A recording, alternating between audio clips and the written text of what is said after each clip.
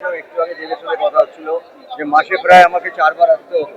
আমার যে কোনো পুরনো ছবি চালালে দেখবেন যে আমি বলছিলাম যে একটু আগে আমরা যখন ঢুকতাম পুরোটা এই রাস্তার উপর থেকে সমুদ্র দেখা যেত। তো আমাদের শুটিং বাংলা ছবির এখানে প্রায় মাসে 4 বার 5 বার আসতে হতো।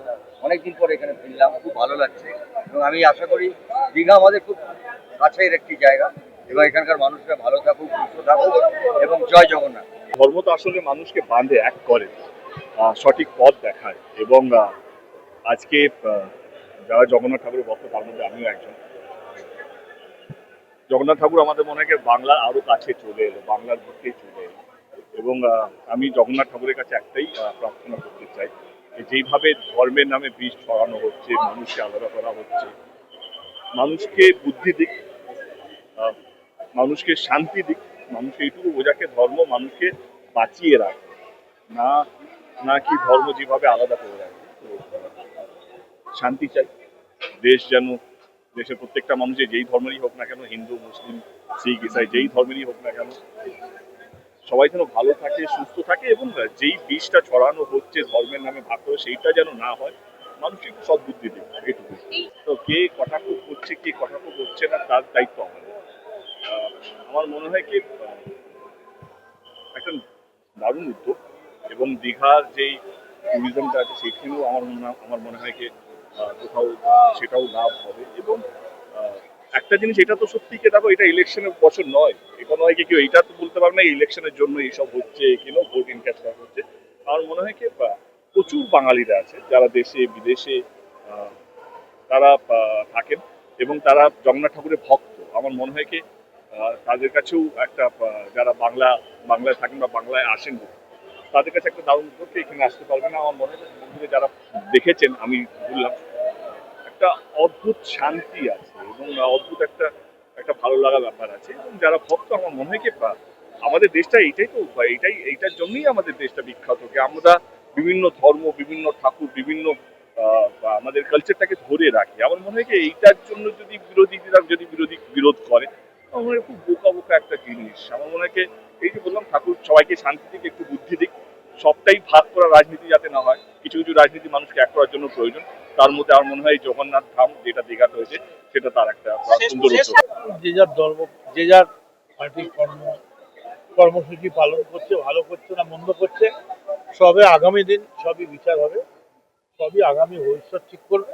আমরা এইটুকুনি জানি, জগন্নাথ স্বামী নয়নপথগামী ভব তুমি, আমরা এসছি জগন্নাথ দেবের পূজায়। এবং এ ব্যাপারে আমি যা দেখেছি ঘুরে দুদিনে, তাতে লক্ষ লক্ষ মানুষ, তাদের খালি একটাই আওয়াজ, কবে খুলবে দরজা, আমরা দর্শন চাই। এবং দেখুন, এই জগন্নাথ দেবের দর্শনের পরেই, জগন্নাথ দেবের এই মূর্তি এখানে বসার পরেই দেখতে থাকুন।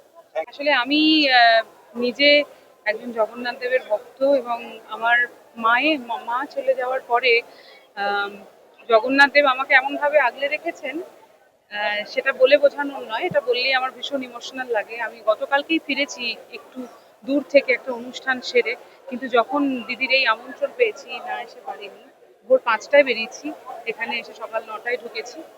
অসম্ভব সুন্দর একটা মন্দির, মানে এবং মহাপ্রভু যেন এখানে একেবারে আসীন হয়ে রয়েছেন, বসে রয়েছেন। আমি সবাইকে বলবো, যারা সনাতন ধর্মে বিশ্বাসী, যারা জগন্নাথে বিশ্বাসী, যারা সত্যে বিশ্বাসী, তারা আসুন এবং এই মন্দির দর্শন করুন। এই উদ্যোগে তো প্রথমত সাধুবাদ জানানোর কোনো ভাষা নেই, মানে সে ভাষা যাই বলবো তা কম পড়বে। তো তার উদ্যোগকেই সম্মান জানাই, আহ্বান জানাই, প্রণাম জানাই এবং সর্বোপরি কৃতজ্ঞতা জানাই। এবং আরও যেহেতু এই মুহূর্তে আমি এই জেলারই একজন সদস্য, তাই সুতরাং এটা তো জেলার সদস্য বলে না, গোটা বঙ্গবাসী হিসেবে একটা গর্বের মুহূর্ত। এবং এতদিন দীঘা ছিল হচ্ছে টুরিস্ট স্পট, ঠিক আছে, তো সেটা ওনার উদ্যোগে আজকে তীর্থক্ষেত্রে সেটা পরিণত হবে। তো প্রচুর মানুষের সমাগম ঘটবে, তাদের অনেক বিজনেস, অনেক এমপ্লয়মেন্ট বাড়বে। তো ওভারঅল ইনফ্রাস্ট্রাকচারটা বোঝাই যাচ্ছে যে কোন লেভেলে যেতে চলেছে। আর প্রভুর আশীর্বাদ চাই, প্রভুর আশীর্বাদ নিয়ে আগামী দিনে সবাই আমরা চলবো। সবাইকে প্রভু সুস্থ রাখুক, সুস্থ মস্তিষ্কের উদয় হোক, সুস্থ প্রাণের উদয় হোক। সবাই ভালো থাকুন, সুস্থ থাকুন। আমরা বলি না যে পাগলে কিনা বলে ছাগলে কিনা খায়। শুভেন্দু অধিকারীর গাটা জ্বলছে, মানুষের সমর্থন। আর উনি কাকে গাল দিচ্ছেন? জগন্নাথ দেবকে গাল দিচ্ছেন। কি করতে চাইছেন? মানুষের আবেগ, এই জগন্নাথ মন্দির, এটার সঙ্গে রাজনীতি গোলাবেন না।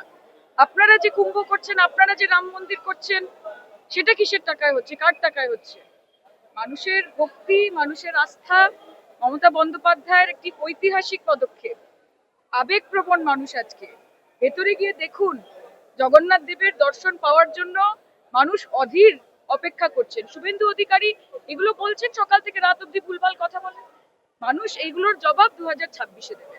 আজকে আমি ওনার ব্যাপারে কথা বলে এই সুন্দর, এই পবিত্র জায়গাটাও নষ্ট করতে চাই না, এই পবিত্র সময়টাও নষ্ট করতে চাই না। মুখে ওনার নামটা নাই, আজকে ভুল, আজকে শুধু জয় জগন্নাথ বলার দিন।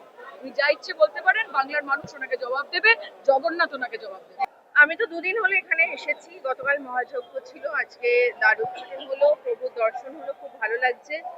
আরো ভালো লাগছে যে হাজার হাজার বছর পরে এরকম আমাদের দীঘাতে, পূর্ব মেদিনীপুর আমাদের রাজ্যে প্রভু এসেছেন এবং এখন থেকে এখানেই বিরাজ করবেন। খুব ভালো লাগছে। যারা পুরীতে অনেকেই গিয়ে উঠতে পারেন না, তাদের জন্য, আমাদের রাজ্যের মানুষের জন্য সুবিধা হলো, তারা এখানে এসে প্রভুর দর্শন করতে পারবে। আমরা অনেক সময় পুরী অব্দি পৌঁছতে পারি না যে বিভিন্ন কারণে, তাই দিদিকে ধন্যবাদ জানাবো, পশ্চিমবঙ্গ সরকারকে ধন্যবাদ জানাবো, যেরকম একটি সুন্দর মন্দির, জগন্নাথ ধাম এবং কালচারাল সেন্টার বাংলার মানুষকে উপহার দিলেন।